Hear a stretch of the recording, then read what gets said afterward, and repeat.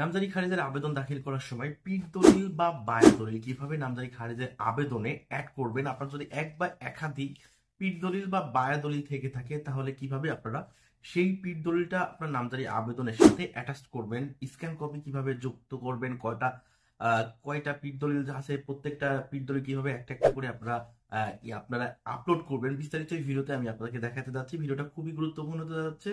আপনারা এই ভিডিওটার জন্য অনেকেই অপেক্ষা করে আছেন। ভাই, নামজারি খারিজের আবেদনের সময় আমরা পীর দলিল বা বায়া দলিল আমরা কিন্তু অ্যাড করতে পারছি না, কোন অপশন থেকে অ্যাড করবো একটু বিস্তারিত দেখাই দিলে খুবই ভালো হয়। তো আমি এরকম একটা ভিডিও করেছি, তো ভিডিওটা কন্টিনিউ করলে আপনারা খুবই সহজে দেখতে পারবেন বা জানতে পারবেন যে আপনার নামজারি খারিজের আবেদন দাখিল করার সময় কিভাবে পীর দলিল বা বায়া দলিল অ্যাড করতে হয়।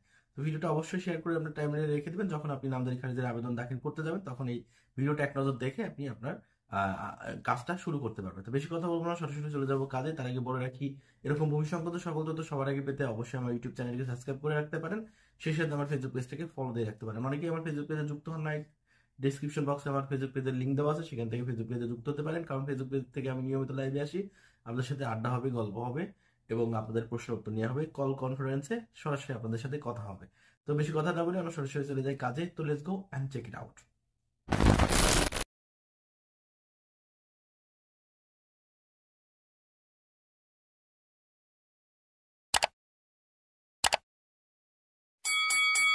ওয়েলকাম। তো চলে এলাম আমি কম্পিউটারের স্ক্রিনে। তো প্রথমে আমি চলে যাচ্ছি গুগল ক্রোম ব্রাউজারে। তো গুগল ক্রোম ব্রাউজার থেকে আমি চলে যাব land.gov.bd যে অফিসিয়াল ওয়েবসাইটটা আছে সেই ওয়েবসাইটে। তারপর সম্মতি যেতে হবে, তারপর এখান থেকে আমাকে মিউটেশনে যেতে হবে। যেহেতু আমি দেখাবো যে বায়া দলিল সম্পর্কে যেটা করে রাখছি, তো এখান থেকে খসড়া থেকে দেখাবো। তো এখান থেকে আবেদনের সর্বশেষ অবস্থান, তারপর আমি যেটুকু খসড়া করে রাখছি সেখান থেকে আমি আপনাদেরকে প্রথম থেকে দেখাচ্ছি। তো আমার কোড ফি কেনার পর আমাদেরকে এই পেজে নিয়ে আসবে। এই পেজে আনার পর আমাকে দেখতে হবে সরাসরি রেকর্ডেও মালিকের খতিয়ানা হতে যেহেতু যাচ্ছি, আর এখান থেকে কিভাবে মালিকানা অর্জন করলাম, উত্তরাধিকার সূত্রে আমি মালিকানা অর্জন করলাম। তো তারপর এখানে আমি প্রতিনিধি মাধ্যমে আবেদন করছি, এগুলো তো আপনারা কম বেশি জানেনই। তো এখানে জমির তফসিল আমি যুক্ত করে জমি কতটুকু জমি খারিজ হবে সেটা আমি এখানে যুক্ত করে দিয়েছি। 3টা দাগ মিলে 21 শতক জমি খারিজ হচ্ছে। বাবার ক্রয় সূত্রে আমরা তিন তিন দাগে 21 শতক জমি পাচ্ছি। তো এখানে জমির তফসিল আমরা সব কম বেশি যুক্ত করতে জানি। আমরা যেহেতু বায়া দলিল যুক্ত করব বাবার কেনা সম্পত্তি, আমাদের কাজ হচ্ছে প্রথমে এখানে ওয়ারিশ সূত্র সিলেক্ট করে নেওয়া।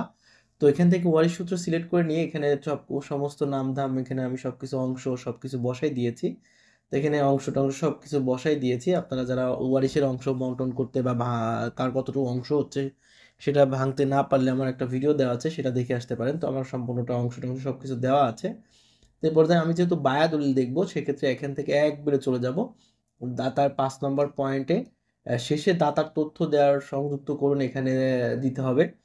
এখানে যেতে হবে। এখানে যাওয়ার পর আমাদের এখানে আসবে 1.1 দাতা এবং সর্বশেষ জরিপ মিউটেশনের রেকর্ডীয় মালিক একই হলে যদি হয় তাহলে এক হ্যাঁ দিবেন, না থাকলে না দিবেন। না দিয়ে আমরা এখানে না দিব, যেহেতু আমরা বায়া দলিল সিলেক্ট করবো সেক্ষেত্রে এখানে না দিয়ে আমরা এখানে দাতার তথ্য সংযুক্ত করব। তো এখান থেকে দাতার তথ্য বায়া দলিল কিভাবে আসলো আমরা সেটা দেখবো। এখান থেকে আমরা এই জমিটা আসলো কোথা থেকে, এখান থেকে দাতা হলো শাহরুন্নেসার কাছ থেকে আমার বাবা কিনলো খয়বার উদ্দিন, খয়বারের ওয়ারিশ আমরা, যেহেতু এখান থেকে আমরা জমিটা পাইলাম হচ্ছে শাহরুন্নেসার কাছ থেকে। তো আমরা এখানে লিখবো শাহরুন্নেসা। দাদার নাম কি? শাহরুন্নেসা। শাহরুন্নেসা। শাহরুন্নেসা নেওয়ার পর আমি এখান থেকে তার পিতার নামটা কি দেওয়া আছে, শাহরুন্নেসার পিতার নাম তো দেওয়া নাই, এখানে স্বামীর নাম দেওয়া আছে। তো আমি এখানে স্বামীর নামটাই দিব, সমস্যা নাই। স্বামীর নাম আছে জজে জজে সাইদুর রহমান। তো আমি এখানে দিলাম সাইদুর রহমান। তো সাইদুর রহমানের পর হচ্ছে শাহরুন্নেসার মার নামটা দেওয়া লাগতেছে, যেহেতু দলিলে বা কোথাও মায়ের নাম দেওয়া নাই সেক্ষেত্রে আমরা এখানে এ নাই লিখলেও হবে, অথবা এ দিলেও হবে, অথবা আমরা ডট দিতে পারি। একটু ডট দিয়ে দিলাম। মার নাম যেহেতু নাই আমরা এখানে ডট দিয়ে দিলাম। যদি পার না আপনারা একটু শুনে নিবেন, শুনে নিয়ে তারপর এখানে লেখার চেষ্টা করবেন। তো তারপর এখান থেকে আমরা খুলনা পর্যায়ক্রমে সবকিছু বসাই দেওয়ার পর এখানে হচ্ছে শাহরুন্নেসা গং মানে দুইজন মিলে জমিটা দিয়েছে, সেক্ষেত্রে আমরা এখানে গং সূত্রটা দিয়ে দিলাম। তো তারপর এখানে সাং হচ্ছে নিজ দেওয়ার পর কতটুকু জমি, জমি হচ্ছে 21 শতক। জমিটার রেজিস্ট্রি হয়েছে 21 শতক। তো 21 শতক দিয়ে সংরক্ষণ করে দিলাম। তো এখানে দাতার তথ্য আরেকটু সংরক্ষণ করার পরে এখানে কিন্তু 1.2 এবং 1.3 দুইটা অপশন যুক্ত হয়েছে। 1.2 এ ক, 1.3 এ খ। এখানে আছে কয়টি বায়াদলিলের মাধ্যমে দাতা মালিকানা গ্রহণ করেছে। বায়াদলিল কয়টা আছে? একটা থাকলে একটা দিবেন, দুইটা থাকলে দুইটা দিবেন, তিনটা থাকলে তিনটা দিবেন। আমার যেহেতু একটা, সেক্ষেত্রে আমি এখানে 1 দিয়ে দলিলের তথ্য সংযুক্ত করুন। এখানে তো দলিলের তথ্য আমাকে সংযুক্ত করতে হবে। যদি 2 থাকে তাহলে আরো 2 দিয়ে সংযুক্ত করুন, ক্লিক করে আরো দলিল আমরা এখান থেকে সংযুক্ত করতে পারি। যেহেতু আমার একটা দলিল, সেক্ষেত্রে আমি এক সিলেক্ট করে একটা দলিল নাম্বারটা আমরা এখানে টাইপ করে দিব। দলিল নাম্বার হচ্ছে 1904। দলিলের তারিখ হচ্ছে আপনার 1989 সালের দলিল। এটা 1989 সালের মার্চ মাসের 53 সালে এই জমিটা রেজিস্ট্রি হয়। তারপর দলিলের মূল্য এখানে আছে 2000 টাকা। তারপর এখানে দলিলের মোট পৃষ্ঠা হচ্ছে 8টা, 8টা না 7টা। তারপর সাব রেজিস্ট্রি অফিসটা দিবেন, সে সময় যে সাব রেজিস্ট্রি অফিস ছিল সেটা দিবেন। তো এখানে জমিটা কিভাবে খোশকাবলা থেকে ক্রয় সূত্রে আসছে। এখানে হচ্ছে দাতা গ্রহীতার নাম লিখে দিতে হবে, যে ক্রেতা গ্রহীতা প্রাপকের নাম লিখতে হবে। তো ক্রেতার নাম কি? মোহাম্মদ খয়বার আলী, যেহেতু আমার বাবা কিনেছে। তো আমি এখানে লিখে দিতে পারি মোহাম্মদ খয়বার আলী, খয়বার আলী।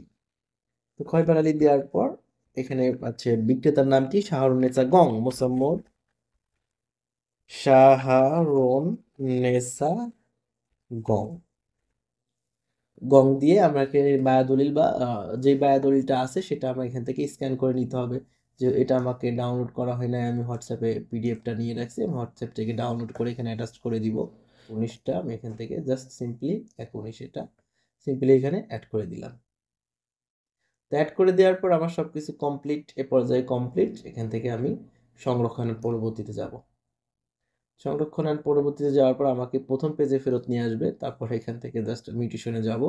এরকম যদি হয় তাহলে মিউটেশনে যাবেন, আবেদনের সর্বশেষ অবস্থান। তারপরে এখানে দেখতে পাচ্ছেন এটা খসড়া আকারে সেভ হয়ে যায়। এখান থেকে জাস্ট খুলনে ক্লিক করলে আমরা যেখান থেকে শেষ করেছি সেখান থেকে আবার শুরু করতে পারবো। তারপর এখান থেকে আবার সংরক্ষণের পরবর্তীতে যাওয়ার পর আমি এখানে পরবর্তী স্টেপটা পূরণ করব। তো প্রথমে 7.1-এ বলছে গ্রহীতা মালিকানার দাবি হিস্সা ঠিক আছে কিনা, আছে আবেদনকারীর দখলে আছে কিনা, আছে আবেদনকারীর জমি আদালতের নিষেধাজ্ঞা আছে কিনা, নাই আবেদনের জমি সরকারি স্বার্থ আছে কিনা, নাই আবেদনকারী ভূমি উন্নয়ন কর্পোরেশন আছে কিনা, আছে গৃহীত মৌজার জমি আছে কিনা, নাই এখানে আবেদনকৃত ভূমি সংশ্লিষ্ট জরিপ চলমানের, এটা হচ্ছে প্রযোজ্য নয় দিয়ে আমি এখানে হচ্ছে ক্লিক করে আমরা এখান থেকে আবেদন দাখিল করে ক্লিক করে দেবো। তারপর আবেদন ফর্ম, এখান থেকে আমি সবকিছু ঠিকঠাক তথ্য প্রদান করেছি কিনা এগুলো একটু এক নজর দেখে নিব।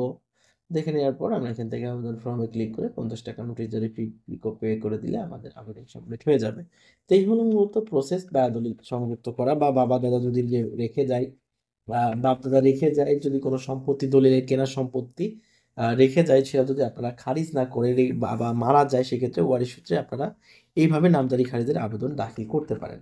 তো ভিডিওটা ভালো লাগলে লাইক কমেন্ট শেয়ার করে পাশে থাকতে পারেন। এরকম পুরো ভিডিও পেতে পেজটিকে ফলো দিয়ে রাখতে পারেন। সেক্ষেত্রে আমার ইউটিউব চ্যানেলটাকে সাবস্ক্রাইব করে রাখতে পারেন। যারা আমার ইউটিউব চ্যানেলে এখনো যুক্ত হন নাই তারা ইউটিউব চ্যানেলে যুক্ত হয়ে যাবেন। যারা ফেসবুক পেজে যুক্ত হন নাই তারা ফেসবুক পেজে যুক্ত হয়ে যাবেন। ফেসবুক পেজ থেকে নিয়মিত লাইভে আসি, আড্ডা দিব আপনাদের সাথে, আপনারা আমার ফেসবুক পেজে যুক্ত হয়ে যাবেন।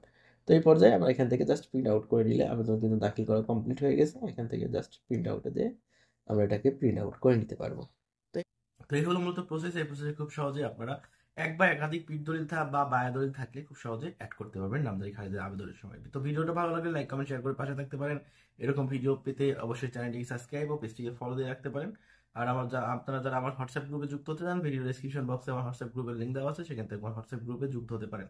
তো এই ছিল মূলত ভিডিওটা এখানে শেষ করছি। সবাই ভালো থাকবেন, সুস্থ থাকবেন, নিজের খেয়াল রাখবেন, আর সবসময় যেটা বলি ক্রিয়েটিভ মেহেদীর সাথে থাকবেন। আল্লাহ হাফেজ, আসসালামু আলাইকুম।